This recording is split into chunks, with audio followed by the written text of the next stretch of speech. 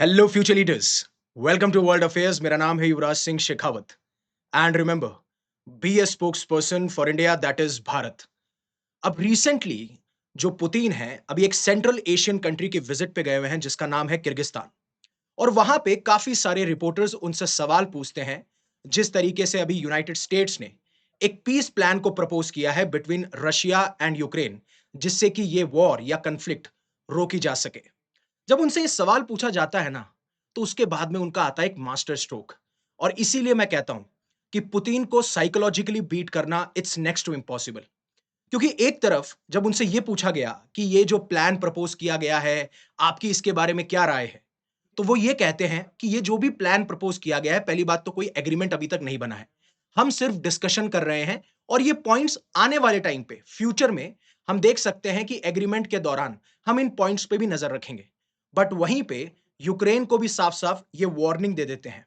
ये वार्निंग देते हैं कि जो भी हमारी डिमांड्स हैं, अगर उनको फुलफिल नहीं की गई, तो रशिया पीछे नहीं हटेगा, रशिया इस वॉर पे विराम नहीं लगाएगा। अब बात यहां पे ये है कि इन्होंने एक सिग्नल तो दे दिया, सॉफ्ट सिग्नल यूनाइटेड स्टेट्स के प्रेसिडेंट को, देखो कि I respect your peace proposal. क्योंकि आपको भी पता है कि डोनाल्ड ट्रंप बार-बार ये कहते हैं, जब भी मेरी पुतिन से बात होती है ना, बहुत ही सॉफ्ट स्पोकन है, बहुत अच्छे से बात करते हुए नजर आते हैं, बट उसके बाद में जाके यूक्रेन के ऊपर बमबारी कर देते हैं, मिसाइल दाग देते हैं, कभी ड्रोन्स दाग देते हैं। तो यहां पे यूएस प्रेसिडेंट की जो ईगो है ना, उसको मसाज करने की कोशिश की जा रही है। पुतिन को पता है कि यूनाइटेड स्टेट्स को जितना इंपॉर्टेंस देना चाहिए उतना देते हैं। लेकिन वहीं पे यूक्रेन के लिए क्या कहते हैं?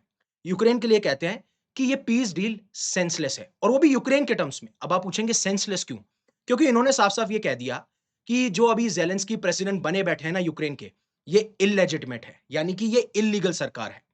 अब अगला सवाल आपके दिमाग में आएगा कि ये इल्लीगल सरकार कैसे है? क्योंकि ज़ेलेंस्की ने प्रॉमिस ये किया था, या फिर एक टाइम ऐसा आ चुका था जब उन्होंने कहा था कि हम इलेक्शंस करवाएँगे।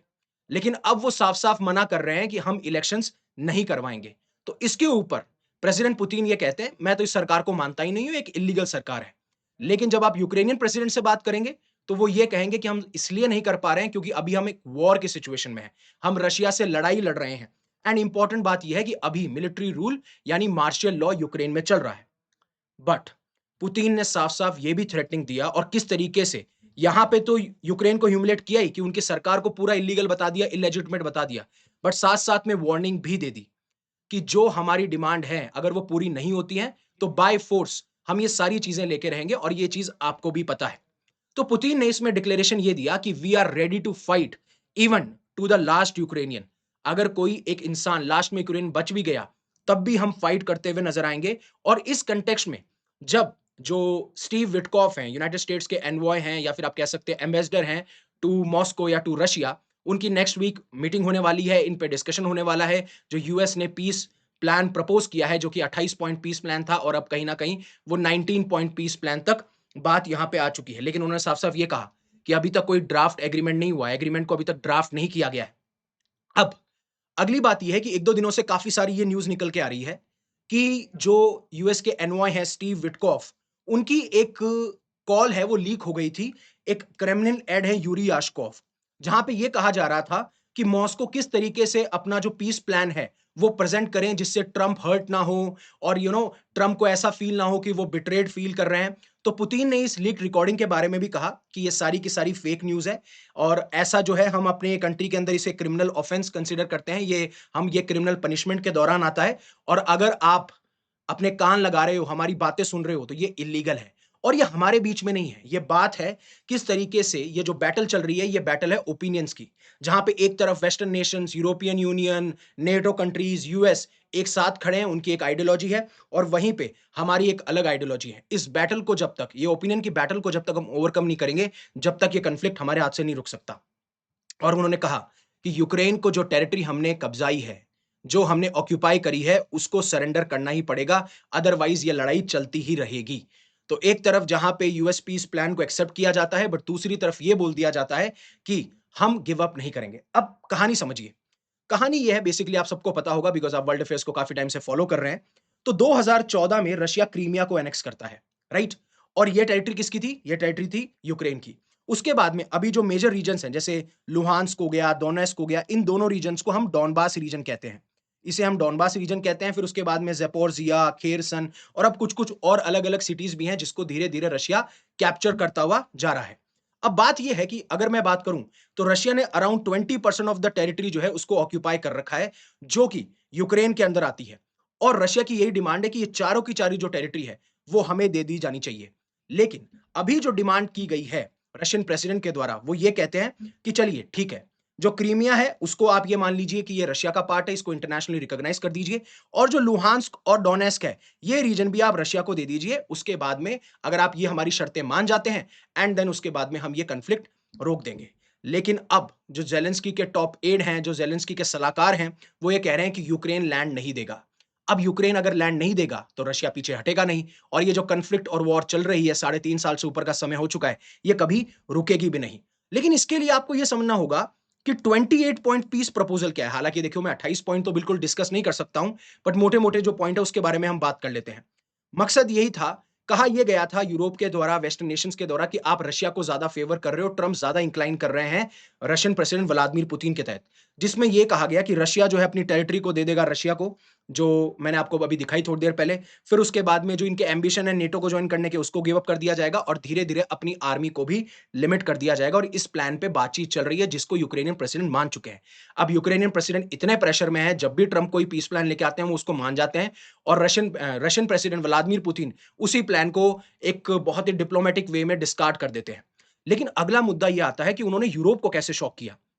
क्योंकि इस पीस पॉइंट प्लान में कुछ यूरोप से रिलेटेड भी पॉइंट्स रखे गए हैं। फॉर एग्जांपल, ये कहा गया कि हम एक कॉम्प्रिहेंसिव एग्रीमेंट लेके आएँगे जहाँ पे हमें किसी भी तरफ से एग्रेशन नहीं देखने को मिलेगा, कोई भी कॉन्फ्लिक्ट नहीं देखने को मिलेगा, चाहे वो रशिया हो, यूक्रेन हो, यूरोप हो और जो भी पिछले 30 सालों से बहुत ही प्रॉब्लम चल रही है, केओस चल रहा है, उसको सेटल किया जाएगा।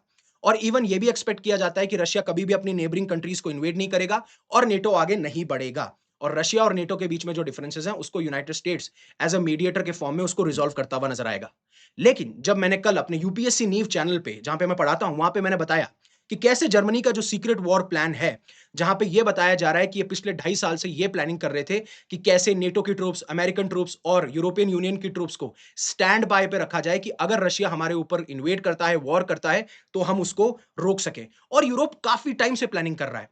फॉर एग्जाम्पल फ्रांस अपने हॉस्पिटल्स को ये डायरेक्शन दे देता है कि आप तैयार रहिए, 2026-27 में वॉर हो सकती है। देन उसके बाद में ये कह दिया जाता है कि फ्रांस वॉर मैनुअल अपने सिटीजन को डिस्ट्रीब्यूट कर देता है कि आपको पता होना चाहिए वॉर जैसी सिचुएशन आपको क्या करना है। यूरोप धीरे-धीरे प्लान करता हुआ जा रहा है और इसके बारे में जर्मन डिफेंस मिनिस्टर ने भी कह दिया। नेटो एलीज अपनी डिफेंस स्पेंडिंग को बढ़ा रहे हैं, 5% तक अब उन्होंने अपनी डिफेंस स्पेंडिंग कर दी है। हालाँकि उसमें प्रेशर डोनाल्ड ट्रम्प का भी है।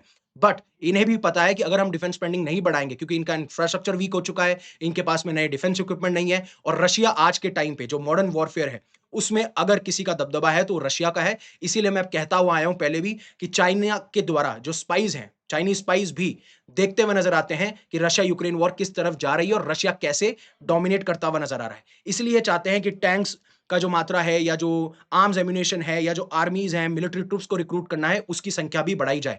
उसी के तहत ईयू ने अपने डिफेंस इन्वेस्टमेंट प्रोग्राम के तहत 51 बिलियन यूरो डॉलर्स देने का प्रॉमिस किया पोलैंड को, क्योंकि अभी जिस तरीके से रिसेंटली रशिया ने, अभी हालांकि एलिगेशंस ही लगे थे कि पोलैंड और रोमानिया के एयर स्पेस को वायलेट किया, जिस तरीके से उन्होंने ड्रोन्स को इनके एयर स्पेस में भेजा। बट यहां से पता क्या चलता है? देखिए, पता ये चलता है यूरोपियन यूनियन और नेटो ये चीज तो जानते हैं कि रशिया जो है एग्रेसर तो है और रशिया की बातों पे भरोसा करना बहुत मुश्किल हो जाता है, क्योंकि अगेन मैंने कहा पुतिन साइकोलॉजिकली बहुत स्ट्रांग है। उन्होंने कभी क्रीमिया के लिए भी नहीं कहा था, उसको एनेक्स कर लिया। उन्होंने कहा कि मैं यूक्रेन में इन्वेड नहीं करूंगा, बट उन्होंने कर लिया। राइट? अब वो उनकी आइडियोलॉजी है। उनकी आइडियोलॉजी ये है कि जैसा यूएसएसआर था 1991 से पहले वैसा होना चाहिए। यहां से हम ये चीज समझ सकते हैं। पहली चीज, ये अपना इंफ्रास्ट्रक्चर बढ़ा रहे हैं। जैसे मान लीजिए हेल्थ केयर सर्विस है, मान लीजिए कोई वॉर हो जाती है और आपके हॉस्पिटल्स ही तैयार नहीं है, तो अगेन आप कितनी देर तक वो वॉर लड़ पाएंगे? आपके पास में ह्यूमैनिटेरियन एड नहीं है। राइट? धीरे-धीरे आप मिलिट्री ट्रूप्स की संख्या बढ़ा रहे हो, डिफेंस इक्विपमेंट बढ़ा रहे हो, जो बॉर्डरिंग स्टेट है रशिया से रिलेटेड, वहां पे आप मिलिट्री ट्रूप्स को भेज रहे हो।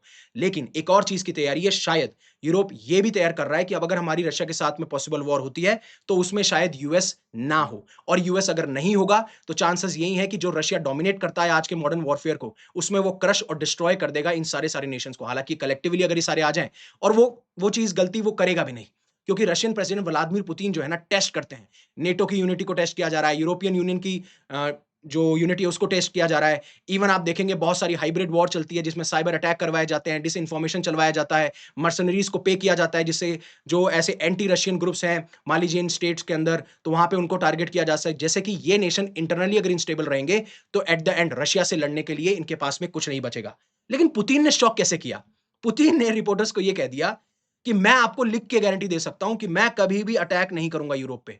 और ये चीज़ बहुत शॉकिंग थी। क्योंकि ये एक्सपेक्ट नहीं किया जा रहा था कि रशियन प्रेसिडेंट व्लादिमीर पुतिन ऐसा कह देंगे और अगर ऐसा कह भी दिया है तो उनकी बात पे विश्वास करना अगेन थोड़ा डिफिकल्ट हो जाता है अगर आप पास्ट इंसिडेंट्स की बात करेंगे तो। लेकिन हाँ, यूक्रेन के लिए उन्होंने कंडीशंस पूरी सेटअप कर दी हैं। अब ये देखना है, देखिए मैं आपको लिख के दे सकता हूँ, गारंटी के साथ दे सकता हूँ, प्रेडिक्शन के साथ दे सकता हूँ। आप कमेंट सेक्शन में कर दीजिएगा, बोल दीजिएगा, Putin is not gonna sign this deal until और अनलेस जो टेरिटरी इन्होंने कॉन्कर करी है या ऑक्यूपाई करी है, अगर यूक्रेन जब तक उस चीज़ पे नहीं मानता है और नेटो जो उनका एम्बिशन है उसको गिव अप नहीं करता है, Russian president is not gonna sign this deal और again it is going to be a big disappointment for Donald Trump. आपका क्या मानना है? आप कमेंट सेक्शन में ज़रूर बताइएगा। उससे पहले अनअकैडमी आपके लिए लेके आया एक फ्लैश सेल जिसमें आपको हर एक सब्सक्रिप्शन पे 25% ऑफ मिलेगा। डिस्क्रिप्शन में आपको उसका लिंक मिल जाएगा। अभी अगर प्राइस 21,052 है, तो उसके बाद में ये प्राइस हो जाएगी 15,789 और सेम गोज़ विद अलग-अलग डिफरेंट डिफरेंट प्राइसेज़ आप देख सकते हो 6 मंथ, 9 मंथ्स, 18 मंथ्स के सब्सक्रिप्शन में। So again thank you very much for giving me your precious asset that is your time. Stay safe, stay happy, take care. जय हिंद, जय भारत।